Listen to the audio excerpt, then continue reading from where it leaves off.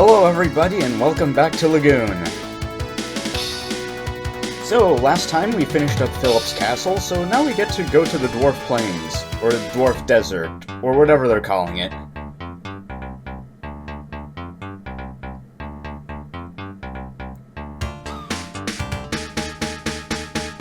And we don't have to go back there ever again.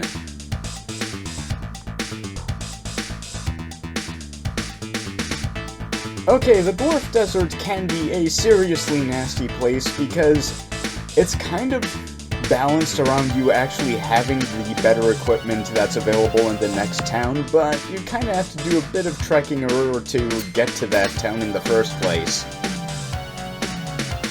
Especially since I don't quite remember how to get there. I remember the stone wall part, but that's about it. Let's see, is this the way?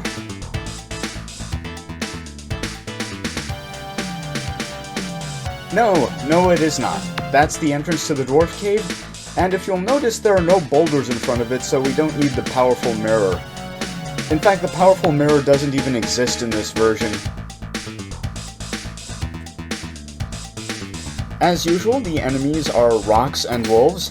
Rocks are actually easier to deal with in this version because they are just vulnerable all the time.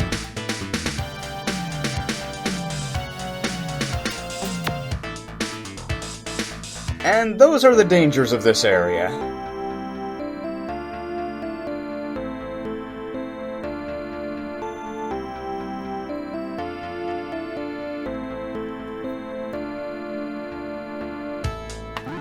Alright, let's load it back up.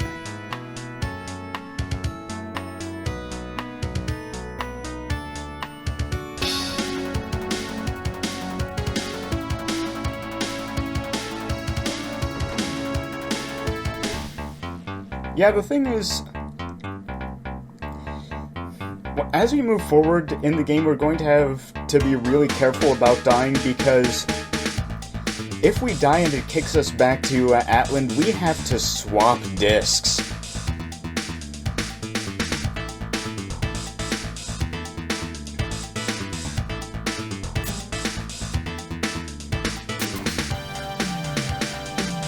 If it gets to be a real bother, well, as I go through the playthrough, I may just switch to using states in this thing.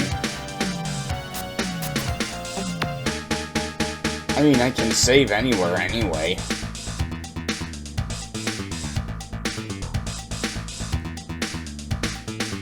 So yeah, the general thing about magic in this game is that it's less powerful than it is in the Super Nintendo version, but it costs generally less MP to use.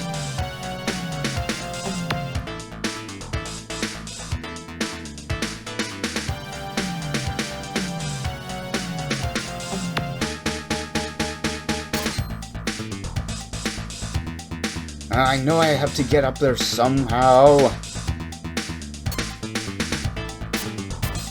I'll just kill monsters while I try to puzzle this out.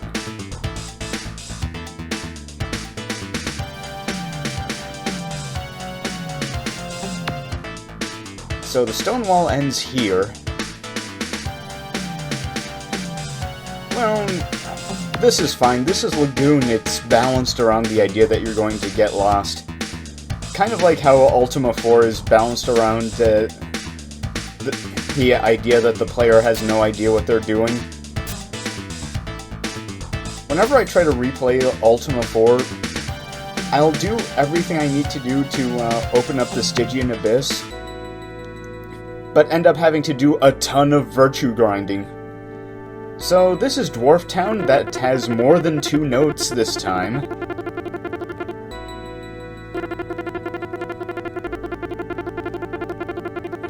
And this is the only town in the game where we can buy armor.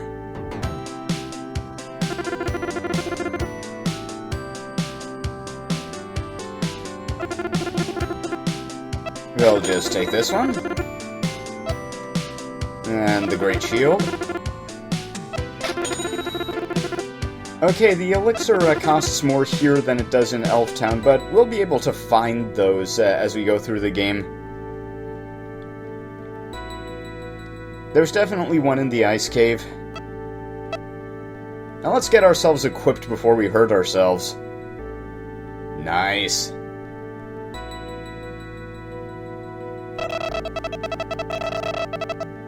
That would be me.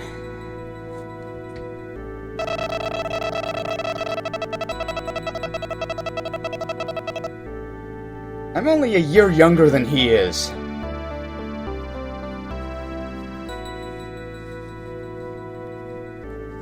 Well, let's check out his letter.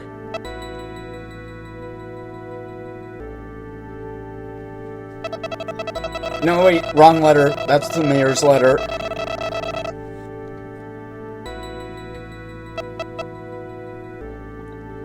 Maybe I need to learn to read. Oh.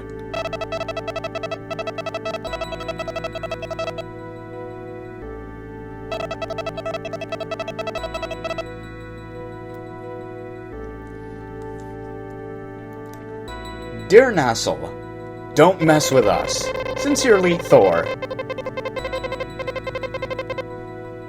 Oh, who would that be?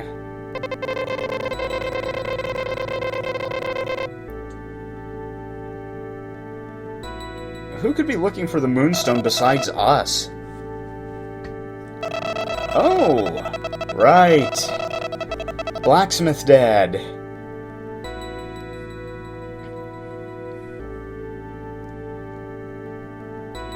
I know there's an elder around here we have to talk to, but I guess we can do that later.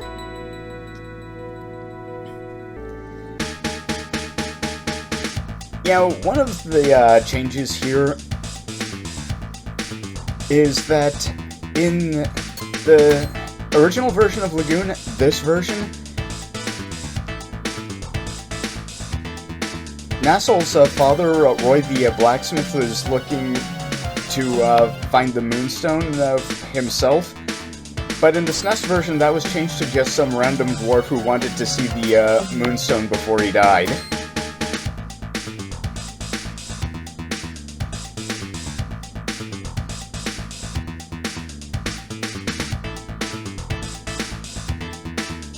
So now it's time to go to the dwarf cave.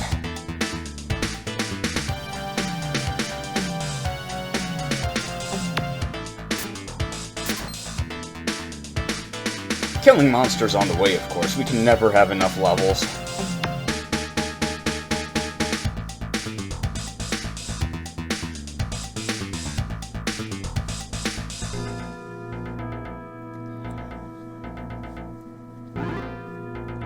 Okay, we're going to be doing a lot of saving in here because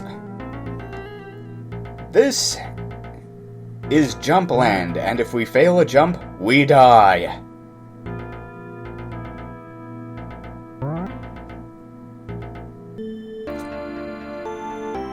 For example,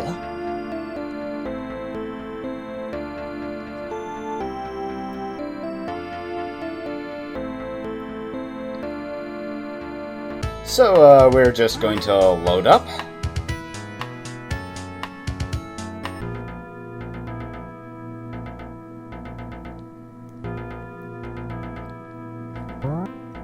And we're going to do it right this time. Oh yeah, you'll probably notice that this uses the same cave music as the previous cave, so no porno cave music like in the SNES version. The thing is, the music used in this cave for the SNES version does exist in the game data, it's just not used here. The music does exist on the full soundtrack for the game.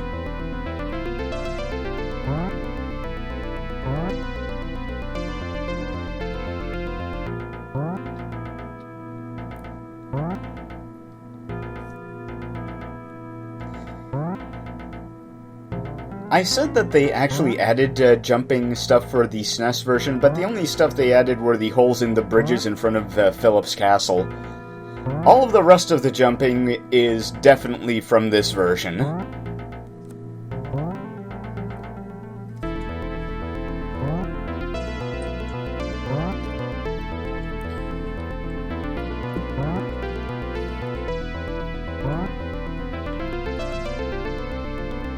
Okay, just a little further. And here we go.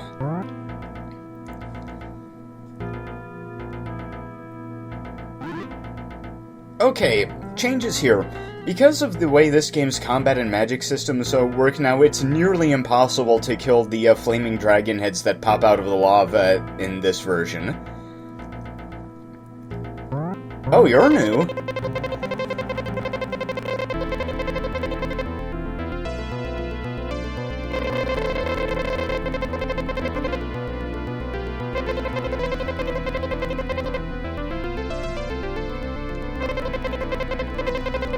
Oh, okay.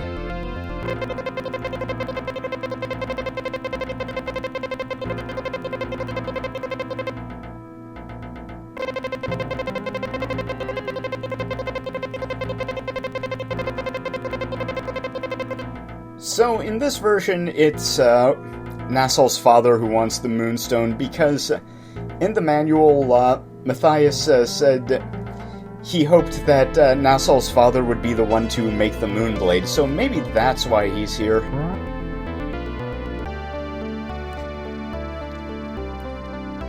And there's the last piece of Tier 3 equipment.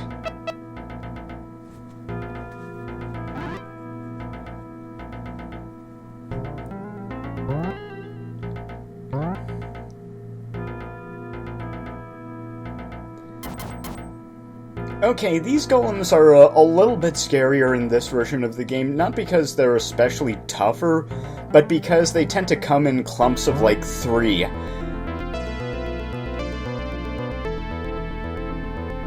Or more.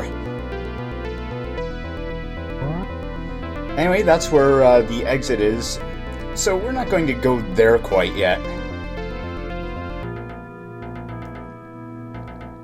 Besides, there's a bunch of other things that we can find down here.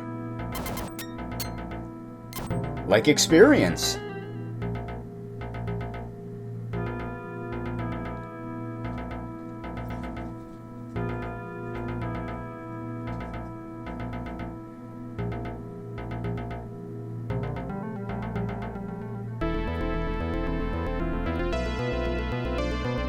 Thankfully, the Dwarf Cave isn't nearly as Byzantine as some of the other dungeons in this game. There are only really 2 rooms of note. I don't count the jumping puzzle rooms because those are basically a straight line.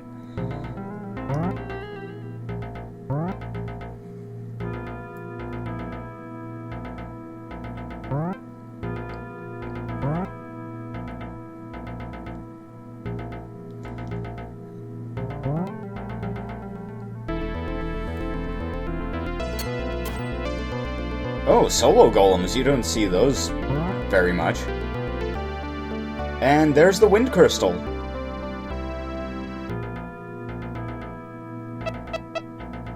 But we forgot to get the wind staff.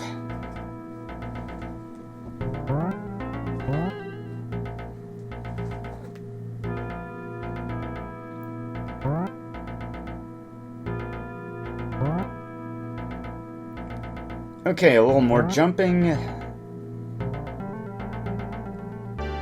And there's the Ring of Defense. This is going to be very important to completing the game.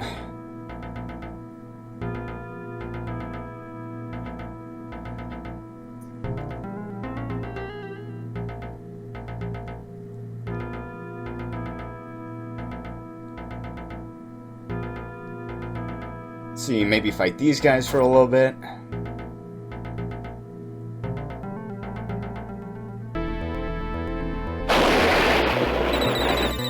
Well, fire magic doesn't work on these guys at all. Yeah, who would have thought? Fire magic not working on the lava golems. What did I think this was, Dark Souls? So, here's the Cave of Silence.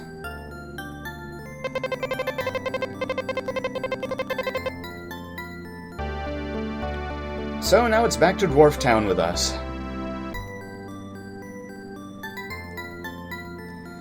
Yeah, in the SNES version, the Moonstone you have to take actually stands out a lot more.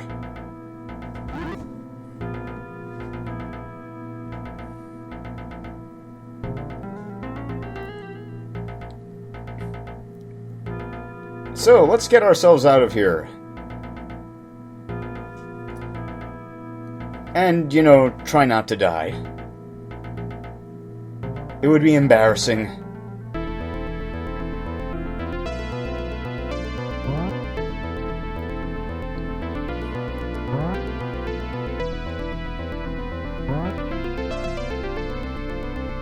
Yeah, this is probably one of the easier versions, the easier dungeons in this version of the game.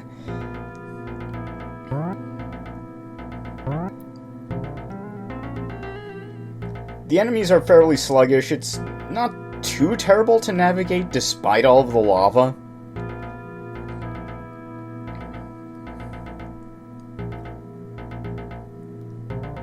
And the enemies attack rather infrequently and are also a bit sluggish, so... And as I say that, I get walloped by fireballs.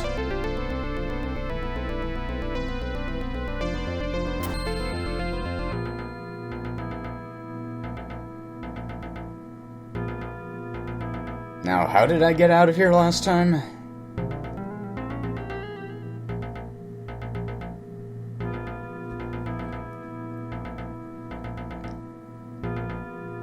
Oh man, I'm really losing it.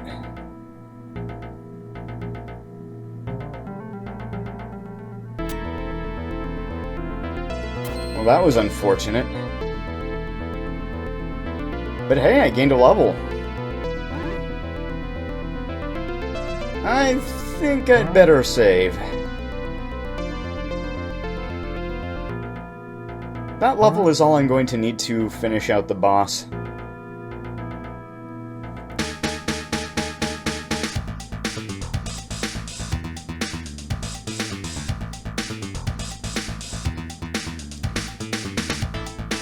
So, now it's time to head back to Dwarf Town. And with our new equipment, we should be just fine on the way there.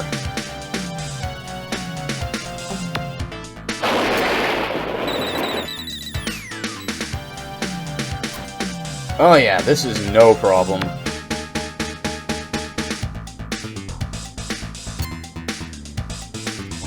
Yeah, the thing about Lagoon, compared to the early East games, is that equipment gives you a really substantial boost.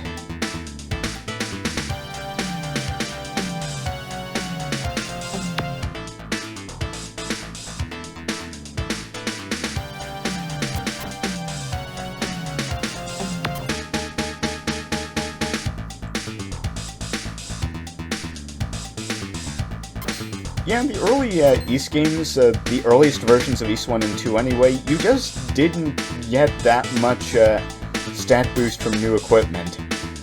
The very largest share of your stats came from gaining levels.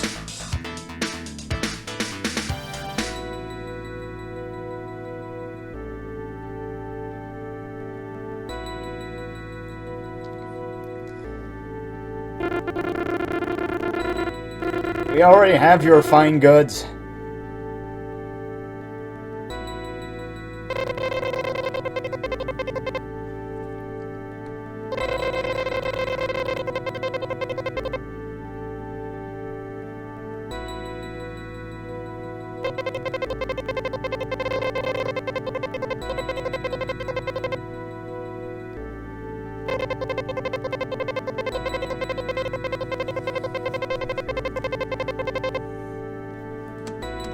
Okay.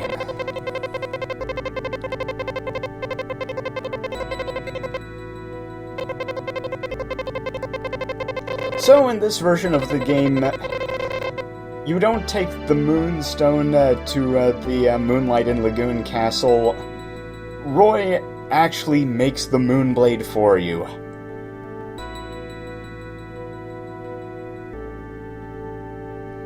Okay, and I don't want to leave without getting the staff.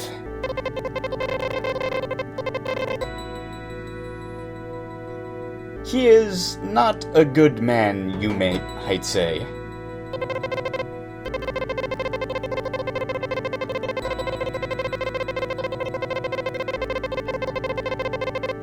Well, we grabbed it. So that's not it. Oh boy.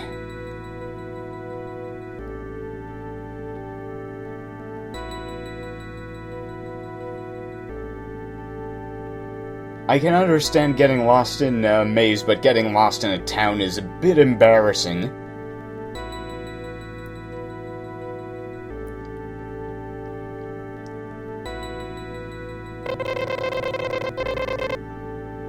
We already talked to this guy.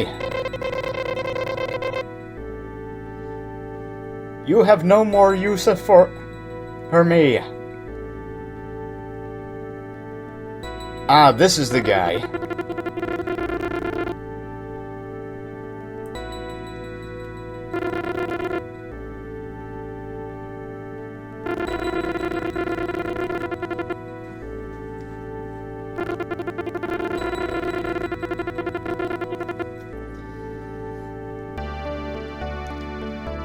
Yeah, earth magic. The main spells you cast with this are wind magic. Most of them are wind magic.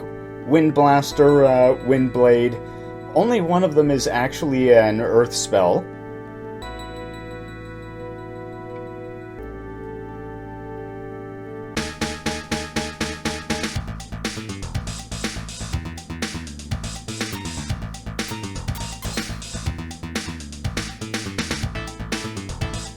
So the length of this sequence is about the same.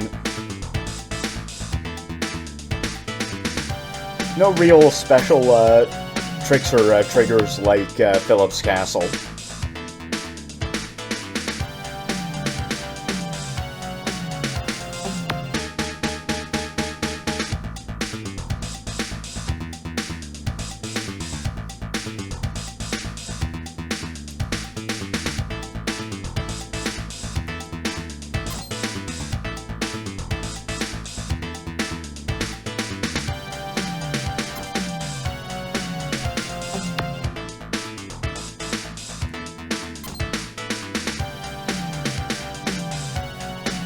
And, let's see, we should be getting that back there pretty soon. Here we are.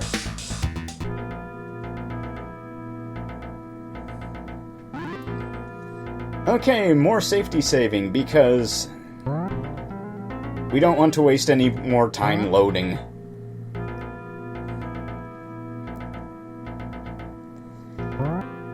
Yeah, the only thing really about the Dwarf Cave is that you have to do it twice. But you don't have to stay there long. Again, it's not like Philip's Castle.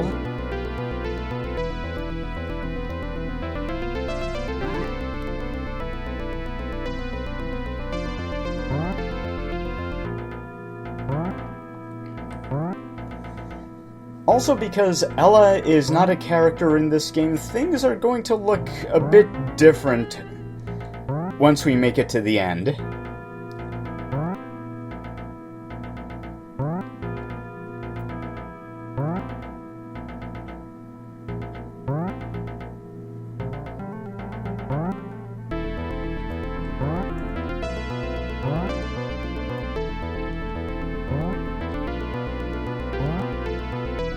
Okay, just a little bit more.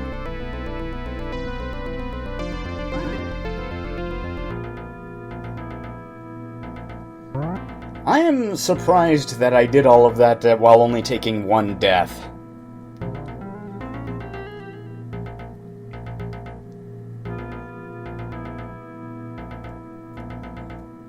I mean, I expect to take numerous deaths later.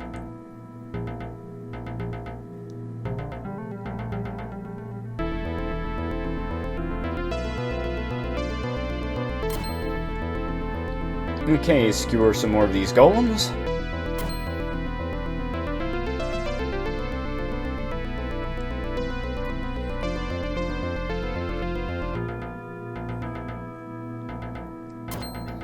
I do kind of wish they had implemented the proper music for this area, but, well, I wasn't expecting miracles.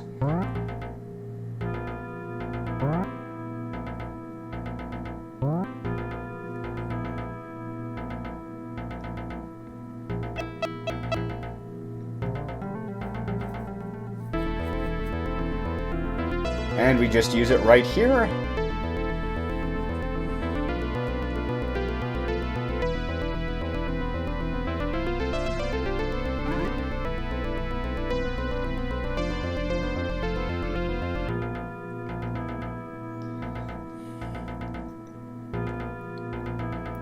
And in we go.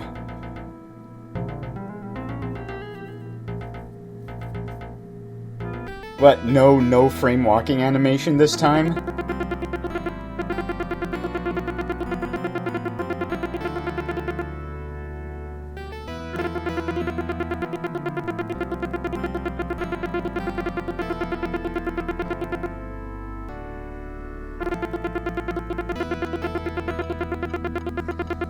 Yeah, in this version, Thor is actually calling more of the shots.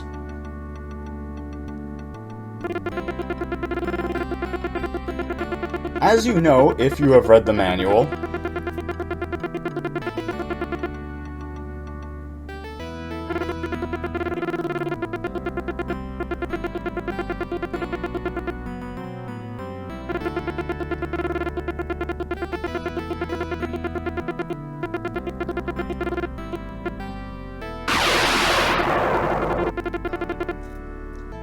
and here is this version of Thor.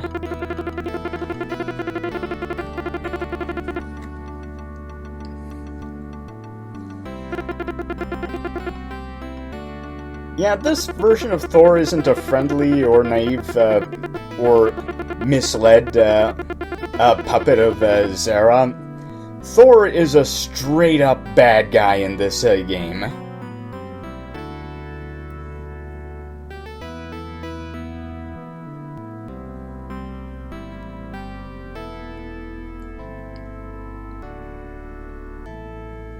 Oh, she does have more frames in her walking animation this time. Alright, it's boss time.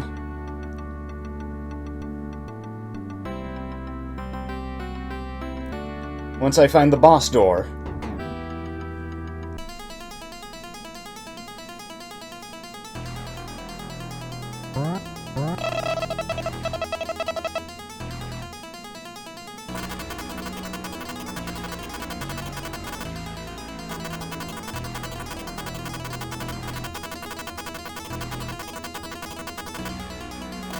Oh, I love how Thor's text is gray compared to everyone else's white, and how he has a much different speaking noise. Okay, this is Eardon. He is vulnerable to magic, and that will not help us. Also, in this version, he has two attacks. He has the Spread Shot, and he has an Eruption attack, which was removed in the SNES version of the game. And as you can see, like in Ys 1 and 2, you can leave boss rooms after a boss fight has started. So I tried again using the magic strategy, and that didn't work.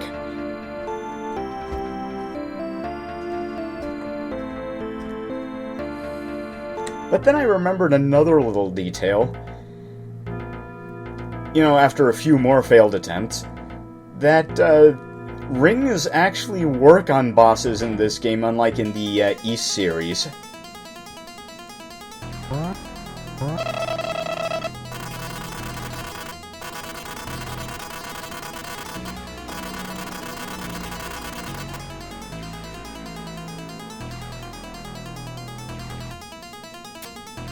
Well, that hurt.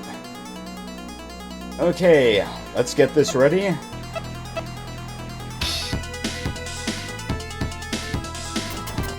And we are not hurt at all.